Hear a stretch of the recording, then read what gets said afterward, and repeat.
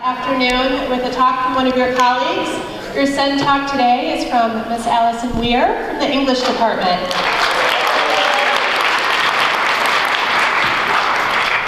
Hi, so I'm here to talk about the January chapter of the Growth Mindset Coach, which is titled, Feedback is a Gift, Accept It. The temerity of following feedback as a gift with accept it was initially really jolting for me.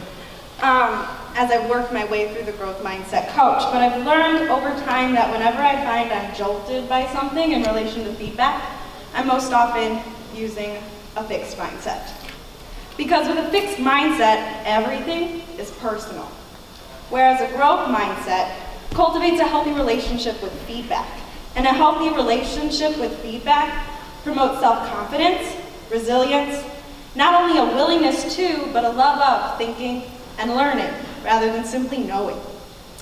But like many things, teenagers remaining silent, excluded, that's easier said than done, especially for educators. I tend to think that as the second born in a family of 4 children, and therefore a middle child who doesn't even get to be the only middle child, that developing a healthy relationship with feedback was an uphill battle from the start.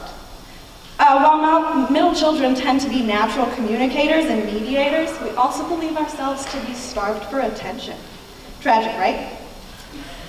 Couple that with being the only kid my age in a town that my maternal extended family insidiously began to populate family by family, and you've got the perfect formula for a Jan Brady situation. So in elementary school and junior high, good grades garnered me the attention of my teachers. And remember, as a middle child, attention is all that matters here. Imagine where I'd be today if I acted out before I got my first A. Because statistically, the second born is the most likely to be convicted of a felony. So at my high school, in the true spirit of small town boredom creates an obsession with competition, most of my classes were graded on a true bell curve. And in proper Pavlovian fashion, by the time I coveted A's, not just attention. And my confidence was becoming increasingly dependent on arbitrary definitions of success. Any hiccup in my fixed definition of success was a personal attack. I even TP'd my English teacher's house and saran wrapped her car shut when she dared besmirch my perfect record. Sophomores are sophomores, no matter where or when they meet. I'm still waiting for that one to show back up at my doorstep.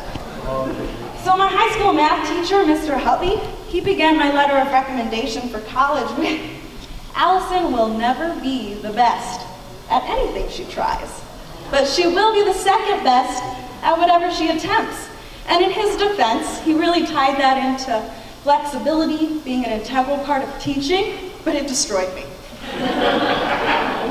There, I had a letter that celebrated my creativity, my responsiveness, my dimensionality, and all I could see was second place, second born. So Hatley's letter provided me with a piece of feedback that has become my personal litmus test for growth mindset since then, and a basis for why I've learned to accept the title of this chapter as it has demanded. When fixed, this evaluation of my performance can send my imposter syndrome into a flare-up, is a prescription for a lifetime of being the first to lose. Adds a mocking tone to the jack of all trades, master of none, and Peggy Lee's I don't know enough about you. Because when we define our success in a fixed manner, feedback does not promote growth. It knocks us back, feeds our insecurities, dismantles our confidence. As teachers, daily we navigate the paradox of being constantly inundated by feedback that we don't solicit, and feeling underappreciated. And we are, don't get me wrong. But in the work that we've done this year with Growth Mindset, I'm recognizing that I've sold myself short. Because in addition to this paradox, we fight the battle of distinguishing feedback from evaluation. In this building, what we do matters. The stakes are high. Everything can feel personal. The accountability of our profession can crush us if we do not adopt the very mindsets we ask of our students. We fail in so many new and exciting ways every day because we are effective educators. And we recognize that there's always room for improvement. But therein, we are confronted with another conflict, because I'm certain none of us has a surplus of concerted efforts that we can use to identify the successes in our work, not on a regular day, and certainly not 20 minutes after 8th period on a Friday. Rather, let's commit to supporting each other through feedback, because many hands make light work, and years of data indicate that we are on the precipice of the most challenging part of our year. Feedback is a gift. Of course, we can accept it, but in the true spirit of gifts, give it. Thank you.